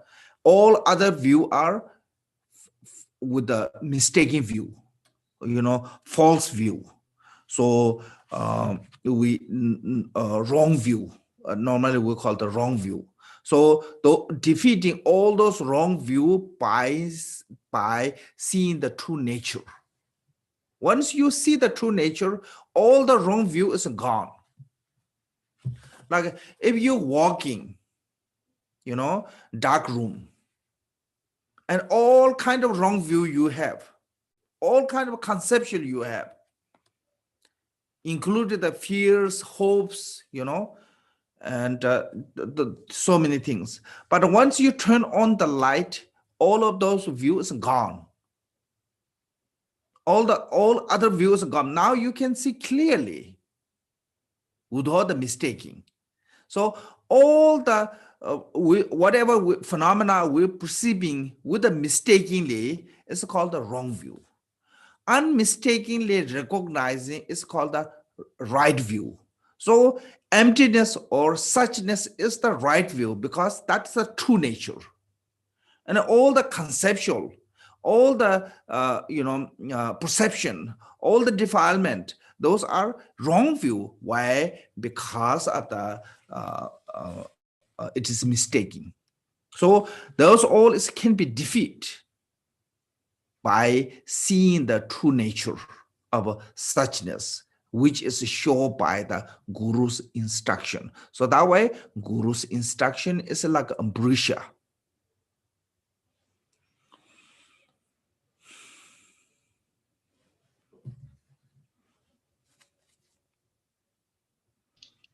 Tiếp theo là đến phần định lễ tới ngữ. Chị ở đây có nói là gì? Người đã cho con thấy bản chất vô sinh của các pháp, nhờ ngữ điệu thanh tịnh như đại dương nước cam lồ, và nhờ đó những kiến sai lầm như núi được phá tan, con xin đỉnh lễ trước ngữ kim cương bất hoại của người. Thì ở đây là ngữ, là cái ngữ mà không có bị sai lầm, không thanh tịnh, không hài hòa và vô nghĩa, là những cái ngữ mà sai lầm. Thế và ở đây thì cái ngữ ở đây là không sai lầm, và cho nên là tại sao là nói rằng là cái ngữ của vị đạo sư nó du dương, không phải là khi mà chúng ta không phải là vị đạo sư luôn luôn là hát. Thế nhưng mà ở đây khi mà chúng ta nghe thấy thì chúng ta sẽ thấy nó rất là dễ chịu, và nó êm ái với những cái ngữ điệu giống như là một đại dương nước cam lồ. Đại dương nước cam lồ thì nước cam lồ là có nghĩa là bất tử. Thế và ở đây thì khi mà chúng ta nhận được cái nước cam lồ là bởi vì vị đạo sư cho chúng ta cái con đường để tới được cái sự giải thoát. Tất cả những cái gì mà gây ra chướng ngại, gây ra những cái sự phiền nhiễu cho chúng ta thì được coi là thúc độc. Thế còn tất cả những cái gì để mà giúp đỡ cho chúng ta ở trên cái con đường đó thì được gọi là nước cam lồ, hay là còn gọi là bất tử. Ở đây thì nhờ có nhận được những cái nhờ chúng ta nhận được những cái ngữ của vị đạo sư như vậy thì chúng ta mới tiếp tục ở trên con đường để mà đạt được tới niết bàn. Và đạt được tới niết bàn là đạt được tới sự bất tử, là bởi vì là tất cả những cái gì chúng ta đạt được ở trong cái chốn luân hồi này thì nó hoàn toàn là nó chỉ là tạm thời. Thế còn nếu mà chúng ta đạt được tới niết bàn thì chúng ta mới đạt được cái sự thường hằng, ở đấy là một cái hạnh phúc thường hằng. Thế còn trong luân hồi thì ví dụ như là chúng ta ăn thì chúng ta cảm thấy là chúng ta rất là hạnh phúc vào lúc đấy, nhưng mà ăn nhiều quá thì sẽ no và không chịu được và cũng sẽ khổ đau, và sau khi ăn xong rồi thì cũng lại đói thì cũng lại là khổ đau. Cho nên cái hạnh phúc trong luân hồi thì nó chỉ là những cái lạc thú trong luân hồi thì nó chỉ là những cái gì ngắn hạn và tạm thời. Thế nhưng mà khi mà chúng ta đã đạt được tới niết bàn thì cái hạnh phúc của chúng ta là cái hạnh phúc vĩnh cửu. Thế ở đây cái ngữ mà cho chúng ta con đường thì chính cũng là cái sự bất tử. Thế cho nên tại sao nói rằng là ngữ của vị đạo sư như là thanh tịnh, như là đại dương của nước cam lồ, cho phép chúng ta đạt được tới cái sự bất tử. Thế và bằng cách là gì, là đã cho người đã cho con thấy được bản chất vô sinh của các pháp. Đây chính là pháp giới vô sinh, thoát khỏi mọi cái sự tạo dựng. Đấy là chân như, đó là sự rỗng rang. Thì tất cả những cái thuyết giảng về luân hồi và niết bàn, tất cả mọi trạng thái, tất cả đều ở trong cái trạng thái của tình không, tất cả đều thoát khỏi mọi cái sự tạo dựng. Và như vậy thì đấy là bản chất chân thật, quan kiến chân thật, đấy chính là đại thủ ấn, đấy là tính không. Tất cả những cái quan kiến khác thì đều là sai lầm, hay là còn gọi là tà kiến, bởi vì không nhận ra được bản chất thực. Thế ở đây thì chúng ta nhận ra được bản chất thực, thì như vậy thì được gọi là những cái kiến đúng, những cái tri kiến đúng đắn.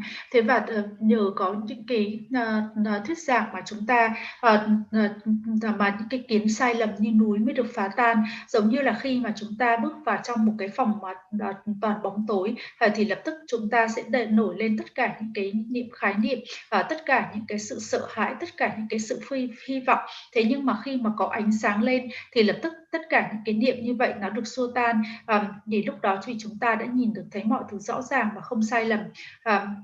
Nếu như mà nhìn nhận một cách sai lầm thì như vậy thì được gọi là những cái tà kiến, khi mà chúng ta nhìn nhận bằng tất cả những cái khái niệm, bằng tất cả những cái sự sai lầm, bằng những cái sự mê muội của mình. Thế còn nếu như mà chúng ta nhìn một cách đúng đắn trong cái sự rộng rang thì như vậy thì chúng ta được gọi là nhìn một cái nhìn đúng. Ở đây chúng ta phải nhìn trong cái bản chất chân như, và vị đạo sư là cái người mà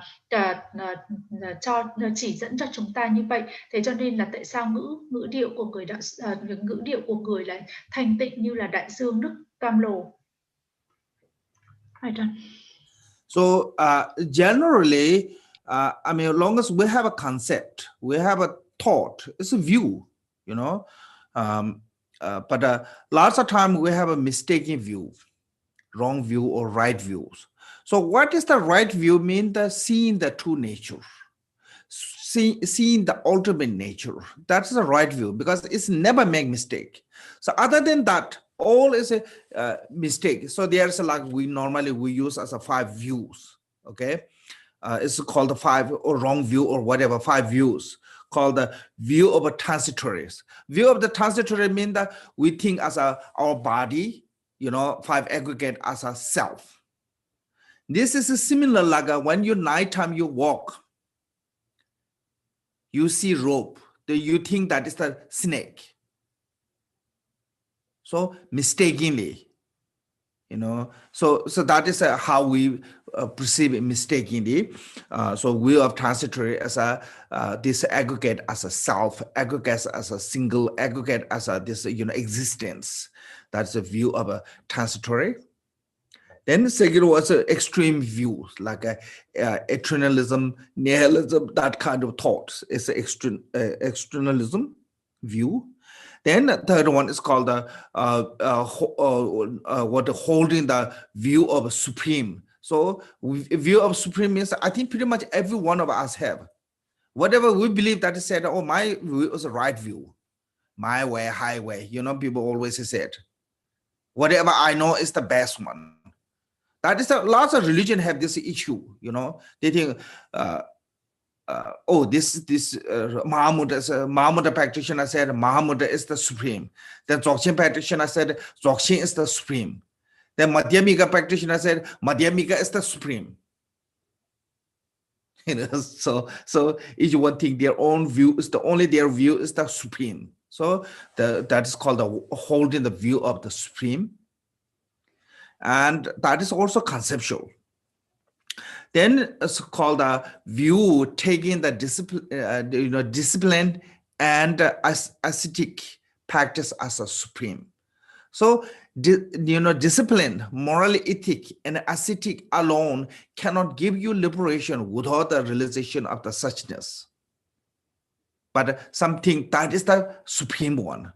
And the last one is also we have that kind of a view in the a mundane way. There are so many different kind of view. That is why it's called the view. Here they use as a Mount Meru view. It means that huge like a Mount Meru. There's countless of them put together. It becomes really big. You know, like huge one. Mount Meru is a really high and a great mountain. So become like that kind of, we have a really strong conceptual of thought. Those all the strong conceptual thought of the mount, like a huge, like a Mount Meru is immediately can destroy by wisdom. Like when you have a nighttime, when you're walking, you see a rope, you have a fear of a snake. But when sunlight come, all those fears or whatever you have a misunderstanding is gone. Then you see, rope as a rope. You see rock as a rock. You see tree as a tree. Otherwise, at nighttime, you may see rope as a snake, rock as a bear, or tree as a human. All the different way you can see.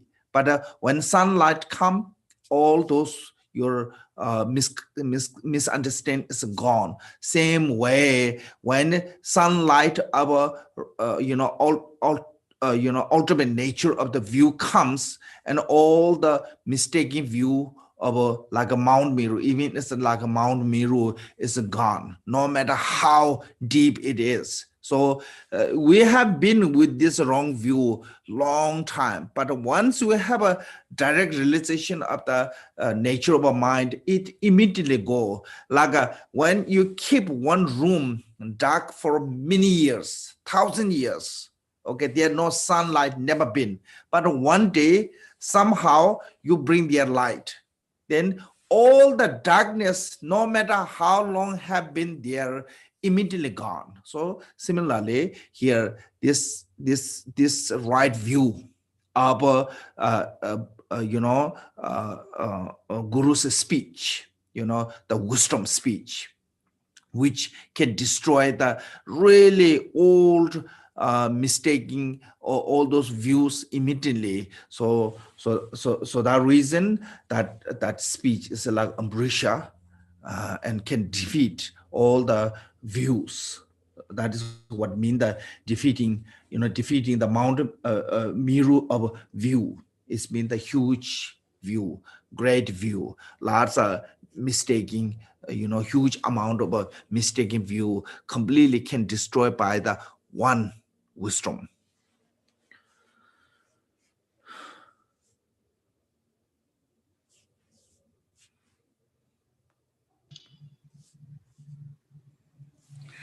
Thế và ở đây thì khi mà chúng ta vẫn có những cái niệm và những cái niệm ý thức thì đấy được coi như là những cái kiến, những cái quan kiến, và tới khi mà chúng ta mà có thể nhận ra được cái quan kiến tuyệt đối hay là kiến chân thực, thì đấy mới là cái kiến đúng.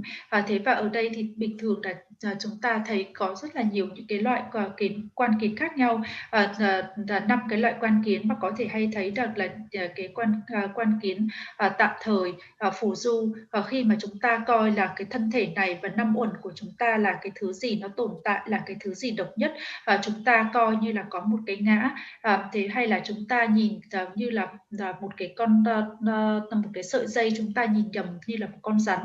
Thứ hai là những cái quan kiến nó đi về những cái thái cực những cái thái cực quá, ví dụ như là rơi vào chủ nghĩa hư không, hay là rơi vào là chủ nghĩa vĩnh hằng. Thế và tiếp theo nữa là lưu giữ những cái kiến tối thượng, ví dụ như là ai cũng nói rằng là quan kiến của con là nhất, quan kiến của con là hơn cả. Ví dụ như là Mahamudra thì Đại Thủ Ấn thì nói rằng là đấy là quan kiến Mahamudra tối thượng. Trung Quán Tông thì họ nói là quan kiến của Trung Quán Tông là tối thượng. Dzogchen cũng nói là cái quan kiến của Dzogchen là tối thượng, và như vậy thì đó là những cái lưu giữ những cái tối thượng như vậy. Thế và vân vân thì có vô cùng là nhiều những cái quan kiến khác nhau, và cho nên là có thể cho nên trong này có nói là những kiến sai lầm như núi, tức là khi mà chồng chất lên thì những cái kiến như vậy thì nó cao lên như là núi Tu Di vậy. Thế và nếu như mà chúng ta càng có những cái niệm càng có những cái niệm ý thức mà nó càng làm mạnh mẽ như vậy, thì chỉ có trí tuệ, khi mà chúng ta dùng cái trí tuệ chúng ta soi vào thì mới có thể phá hủy được tất cả những cái kiến sai lầm như vậy. Cũng giống như là khi mà ban đêm mà chúng ta nhìn cái sợi dây như là con rắn, chúng ta nhìn nhầm tảng đá như là một con thú gì đó, thế nhưng mà khi mà có mặt trời soi vào thì chúng ta nhận ra được tảng đá là tảng đá, cái dây là cái dây. Thế và ở đây khi mà chúng ta có được cái trí tuệ, chúng ta có được cái quan kiến tuyệt đối, thì tất cả những cái kiến sai lầm của chúng ta mới được xua tan. Chúng ta đã giữ những cái quan kiến sai lầm như vậy là rất là lâu đời rồi, giống như là chúng ta cứ giữ một cái phòng tối hàng ngàn năm như vậy, và đến khi có ánh sáng soi vào thì những cái bóng tối đó mới được xua tan. Thế và ở đây ngữ của đạo sư thì xóa tan đi được những cái quan kiến sai lầm như vậy, và giống như là nước cam lồ bất tử, và cái nước cam lồ này thì nó đánh bại tất cả những cái quan kiến sai lầm, và chỉ có một cái trí tuệ duy nhất có thể xóa bỏ được cái quan kiến như vậy thôi. So it said opposite to your unhindered Vajar speech. Unhindered is a two way we can describe. One means that Guru give teaching according to the mental capacity of the listener. You know, like some, whatever they suitable to them, they can give that teachings. So that way is unhindered, wiser speech. Second one is because a guru is giving the truth speech, telling the truth. When somebody tells the truth, no matter how you get upset, but you cannot, make it's not real. You may get upset when you're hearing the truth, but you cannot prove that he or he is wrong. So that way, when Buddha given the teaching on the truth, like Four Noble Truth, Pajana Paramita, and no one can really defeat, nowadays,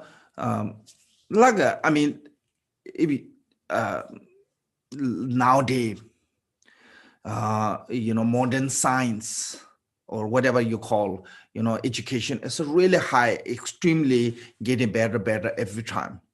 More those education, modern education is getting better, it becomes closer to the Buddha's teachings. Like more science get to the advance, they get closer to the Buddha's teachings. So far, no science or no modern, knowledge can prove that Buddha was wrong. And one thing is that, two things, like Buddha's speech, even it's old, it's like 2,500 years old, okay, more than 2,500 years old. Normally, when something is old, it's not really have a kind of like a, freshness. But Buddha's speech, no matter how many times we hear, no matter how, long gone, still whenever we hear, it's kind of fresh. It's always be relevant, always be common sense. Why? Because Buddha talk truth, nothing else. So that way it's called a Vajralak speech, because that speech, no one can defeat, no one can destroy it with the logically, with the reasonably. So that way, the Buddha's teachings, the Guru's teaching, giving you Dharma teaching is like a Vajra-like speech, indestructible. And this is giving you truth. So that reason this Guru's speech is like a Vajra-like speech. So I'm posted to the speech, that kind of speech.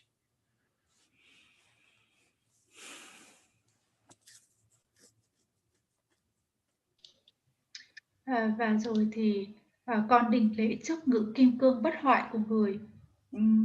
Ở đây thì bất hoại hay là một cái gì đó không thể phá hủy nổi. Ở đây những cái có thể hiểu bằng hai cách, hoặc là vị thầy truyền những cái thuyết giảng phù hợp với căn cơ và nguyện vọng của từng chúng sinh, hoặc là đấy là một cái cách hiểu thứ nhất. Cách thứ hai nữa là bất cứ khi mà vị thầy thuyết bất cứ cái gì thì đấy cũng là sự thật. Mặc dù là chúng ta có thể là thấy thất vọng, thế nhưng mà chúng ta không thể nào mà nói rằng đấy là sai lầm. Chúng ta có thể thất vọng trước cái sự thật, nhưng mà không thể nào nói rằng là cái sự thật đó nó là sai được cả. Ở đây Đức Phật đã thuyết về tứ diệu đế, Đức Phật đã thuyết về bát nhã tâm kinh. Không một ai có thể nói rằng là những cái thuyết giảng của Đức Phật như vậy là sai lệch được cả. Ngày nay khi mà khoa học giáo dục mà càng ngày càng phát triển lớn hơn, thì họ thấy rằng là sẽ gần lại với cả những cái thuyết giảng của Đức Phật, và dù có khoa học và giáo dục phát triển đến như thế nào đi chăng nữa thì không có một cái ai có thể chứng minh là những cái lời của Đức Phật là sai lầm được cả. Mặc dù là người đã thuyết từ 2.600 năm trước đây, thì những cái thuyết giảng như vậy là dường như nếu như chúng ta nghe đến 2.600 năm, nó phải là chúng ta sẽ nghĩ đến một cái gì nó sẽ là cũ. Thế nhưng hoàn toàn không phải. Những cái thuyết giảng của Đức Phật cho đến ngày hôm nay vẫn còn hoàn toàn là mới. Ngữ của Đức Phật vẫn còn là hoàn toàn là rất là mới mẻ, vẫn rất là phù hợp với cả chúng ta, bởi vì những cái lời người thuyết ra đó là chân lý. Không ai có thể dùng lý luận, không ai có thể dùng logic để mà có thể đánh bại được cả. Cho nên là tại sao nói rằng là bất hoại hay là kim cương bất hoại. Ngữ như kim cương bất hoại là như vậy bởi vì đó là sự thực, đó là chân lý. So there's a called the Arya Samdi Nimochara Sutra.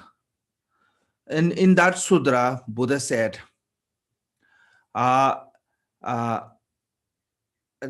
phenomena are not exist by their own characteristic. That is called the unborn. You know, so it's like we every phenomena have a characteristic. So, but if you when you analyze on that characteristic, you couldn't see that one there. Okay, like we said, 5 aggregate as a me, human being, whatever body. But when you try to look that one, you couldn't find, including the car, house. If you try to look by their characteristic, you couldn't find that. If you analyze on that. So that way it's called that characteristic does not exist on the car. If you look deeply, so that way called the unborn. Whatever unborn is free from cessation. And whatever free from cessation is primordially what called the peace. Whatever primordially peace is and naturally liberated. And whatever naturally liberated one is, they are nothing to liberate it. So that is what is mean said naturally not exist the characteristic as a by naturally. So that way Buddha said all the phenomena are unborn, unceased, primordially pure or peace, and naturally liberated or naturally free from defilement. So that is a show as a phenomena are naturally free from what called the unborn, unceased, and unabiding, non-abiding. So that is what it mean here said. It said that you show all phenomena to be unborn.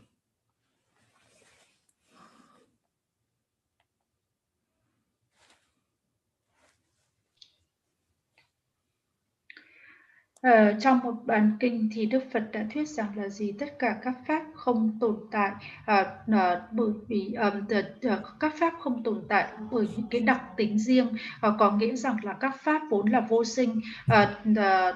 Chúng ta thì thường hay coi vạn pháp là có những cái đặc tính riêng của từng pháp một. Thế nhưng mà khi chúng ta phân tích thì sẽ không thấy bất cứ một cái đặc tính nào cả.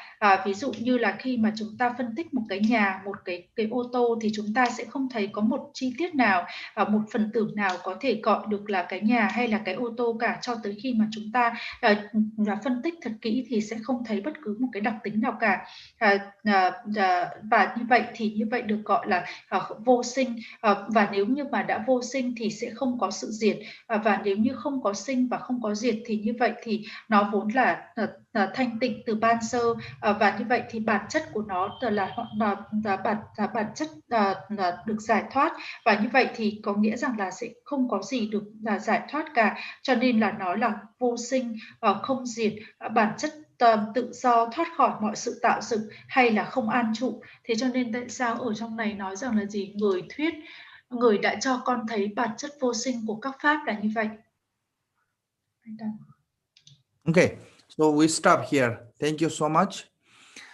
Chanchu semjo Rinpoche ma je ba nai je jo je ba nyam ba men ba ya con do pe wo jo da con de tam je tu son do sa ba da ye be je ve za wan Tata Sinje Danje Nyundo Lana Mamba Yanda Ba Zobe Janjo Rinpoche Toba Joje Sheja Kunse Kunjen Chuje Tende Nela Wanda Drego Rinje Beje Demba Sede Ba Shedro Tosan Gombe Nzenjo. Okay, thank you everyone. Thank you, Miss Tao. Thank you, Khenpo. Okay. Good night and have a good day. Khenpo. Thank you, Thank Khenpo. you, Khenpo. Thank you, Blessings. Khenpo. That was Thank great. you. Bye bye. Thank you. Thank you. Cảm ơn Thảo Di Thảo Tôn nha. Thank you. Okay. Oh.